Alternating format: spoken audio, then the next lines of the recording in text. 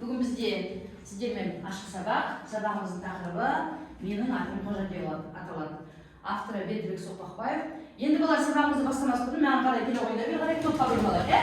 Бізде 5-ші сынып 12 оқушы, сол себепті 2 топқа бөлінеміз. Асықпаймыз.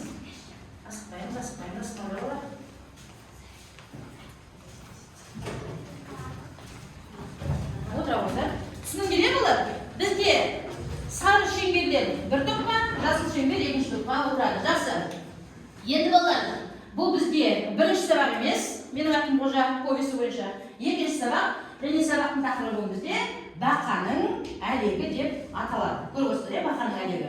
Бұл сабақтың мақсаты не? Бұл сабақтың мақсаты, яғни өскелең ұрпақ сендерді мейірімді болуға, бұзықтық жасамауға, тәртіпті болуға, патриот болуға тәрбиелеу. Сабақтың басты мақсаты осы.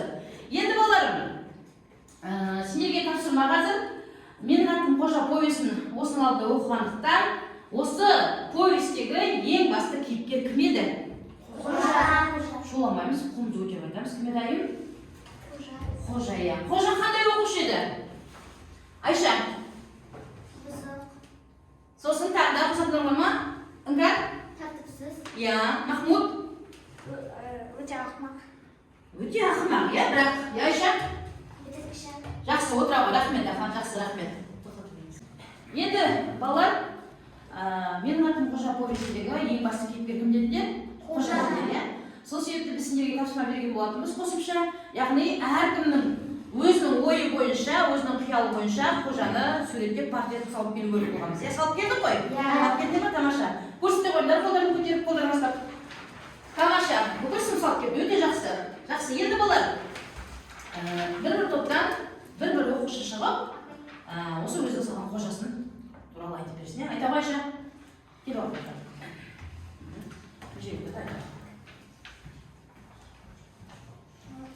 Қожа, ол сабақ үйінде тұрып айнаға қарап, сабағымды жақсы оқимын, болды жантастан асып озамын деп өзіне уәде беріп жатыр. Жақсы, тамаша. Не істейміз балалар?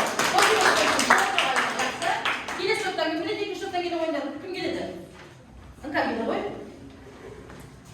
Іңкәр келе ғой, Бұл жерде бұзықты Қожа анасын қалдырып, допқа кетіп бара жатыр. Футболға, алаңға кетіп бара жатыр. Ал анасын тоқта берген деп шақырып жатыр. Ол анасын тыңдамай тағы бұзықтық жасап жатыр. Жақсы, рахмет балалар. Тамаша, жақсы. Балалар, енді біз сіздермен өткен сабақта менің атым Қожа повесі бойынша қойылымға дайындаламыз дегенбіз. Дайынбыз ғой? Дайынбыз. Біз Қожаның өмірінен кейбір сәттерді, қызықты сәттерді қойылымға қойып, бір-бірімізге көрсетеміз деп келіскенбіз, топтар болып. Жақсы. Келе қойыңдар. Менің атым Қожа. Ақырында айта бастасам, тілім таңдайыма жабыс қалғандай болып тұрады да тұрады. Менің атым өз-өзіме қатты ұнамайды, бірақ идея есімде де бар. Олар бол, бақыт, болат, сондай атты қатты ұнайды. Енді қайтейін, атым өз-өзімен ілгеріп жүре береді ғой, ілгек сияқты. Мен жолда оқыдым. Қытайлардың ат қою рәсімі өте қызық екен. Бала 5-6 жасқа толғанша атсыз жүреді. Ал енді 5-6 жасқа толғанда өзі ат таңдайды. Міне әділет деген осы деп айтамын. Қоза, балам сенсің бе? Мынауны сәсін естіген қой. Мен ұстарым болмаса сен сәсінді ешкім де ала алмайды.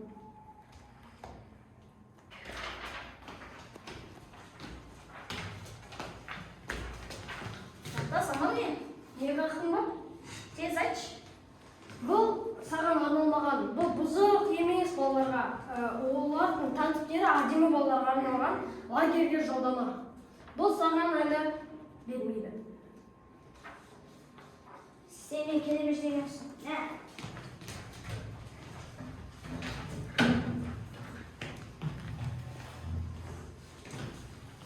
Майқаным апай, неге маған бермедіңіз жолдама? Мен де жантастан асып түсетін балам ғой. Не? Немене соқтырсың? Лагерьге жолдама ма? Осы жолда тек жақсы балалар ғана барады, ал бұзық балалар Ал келесі жолға ақ барады. Сондықтан сен күтуіне тиіссің. Қадыр, тоқта.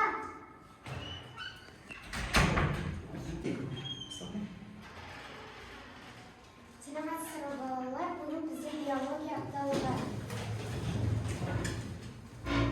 Бүгін жарбек бақа әкелдіңдер ме? Иә, мен әкелдім. Әкел.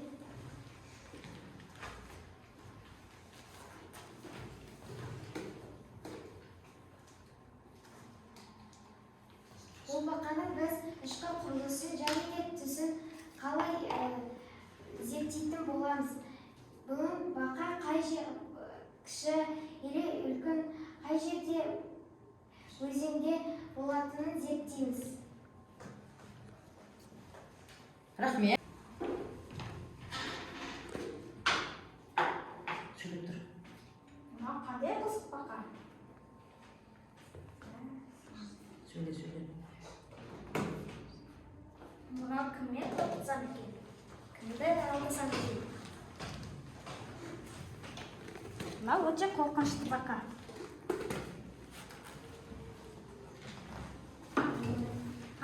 Есіме түсті, Майқанов апайдан өшімді аламын.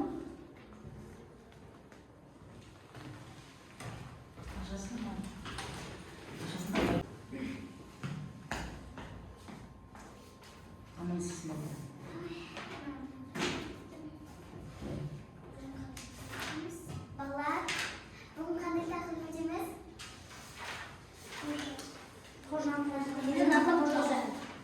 Жақсы.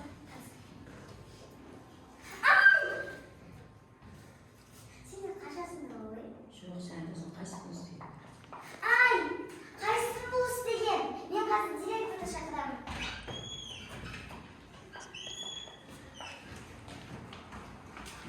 Қайсысын бұл істеген? Менің сөмкеме кім бақа салып қойды? Мен, апай. Кел мұнда тұр. Қожа, сен өте бұзық баласың. Сен біздің баламызға қандай үлгі бересің? Ертең жиналыс болады. Анаңмен кел. Жақсы. Неге бұзықтық істей бересің? Неге тәртіпсізсің? Директор ұрсып отыр ағай, бір тарауға шық. Барлық бала бақа келді ғой, мен ғана емес. Сіздің балаңыз жағдайы. Ол кеше биология апай оған бақа алып келді. Сосын ол менен өшін аламын деп, мен сөмкеме бақа салып қойған. Бұны қалай түсінуге болады? Енді өзіңіз түсінесіз ғой. Әкесіз өскен, ерке, бұзық. Енді әкесіз өскенін білемін, бірақ олай бұзықтық жасамас. Түсіндіріңіз.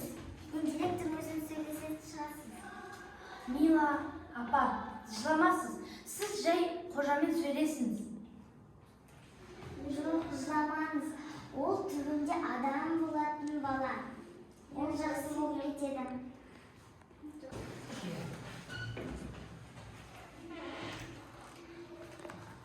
Ешкім жоқ қой, жиналыс бола берді. Қандай жақсы. Қожа, сіз тағы сенсің бе? Сен не істеп тұрсың? Білмеймін, жиналыс болады деген. Мен де анда айқалап шулап жатыр. Қазір жоқ. Қожа, мен сен әкені талай көргем. Ол жақсы адам. Сен ол ұятқа қалдырма, мен сенемін, Қожа. Сен өскенде сондай боласың. Рахмет. Жүреміз. Сөйлеп жүрейік, балалар.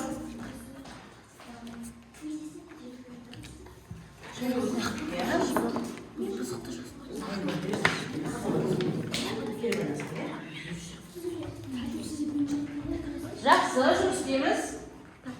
Белсенді боламыз. Белсенді жұмыс істейміз, балалар.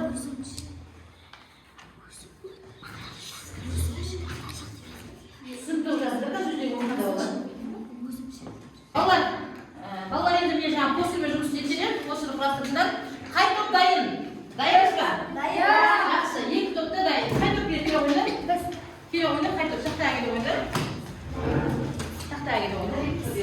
Қайсына ба, шақтасына ма?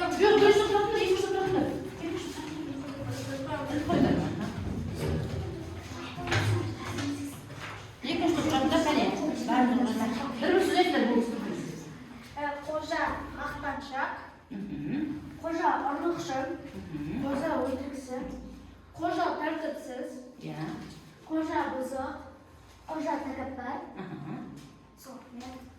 Qo'sha qizg'anchoq. Tamosha, o'tirganda o'ta yaxshi, o'tirganda o'ta yaxshi. Ikkinchi to'p kelib o'ynar.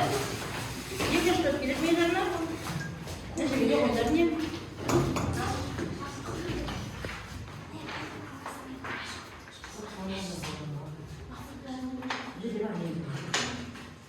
Слышно, было? Слышь, беды слышно. Махмуд, слышь, тебе? Жоқ, он не пойдет, он. Понятно. qo'sha buzoq, uzumshil, Еще ko'panaqa keldi. Yetsinsiz, endi taqni yetsinsiz degan siyatda. Yaxshi. Tezroq жұмыс istaymiz. Mhm.